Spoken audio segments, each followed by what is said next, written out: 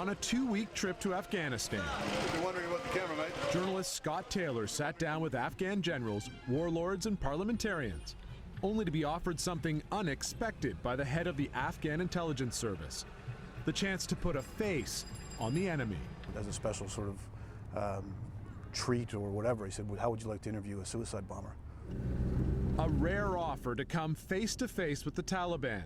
He said yes, and days later set off for the intelligence service prison. We were looking at or anticipating seeing a bearded, full-on fanatical Taliban, jihadist that was going to be sitting there like Hannibal Lecter chained up. Not quite. This is the alleged bomber. First of all, I want to ask him his name. Full name.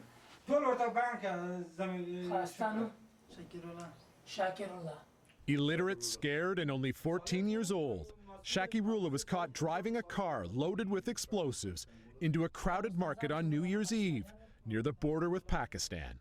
Who did he intend to kill? Their plan was to have a suicide attack. Schooled in how to carry out a mission by his teacher near his home in Pakistan, he says that he didn't know what he was getting into and didn't understand that suicide meant ending his life. He wanted to see his mother again. That was the primary motive for him doing what he did.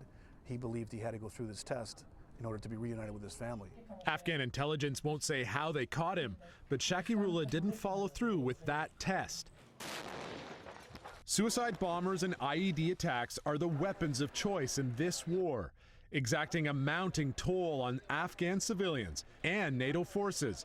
But politics and religion weren't Shakirullah's motivation. Except for television, he never saw a foreigner.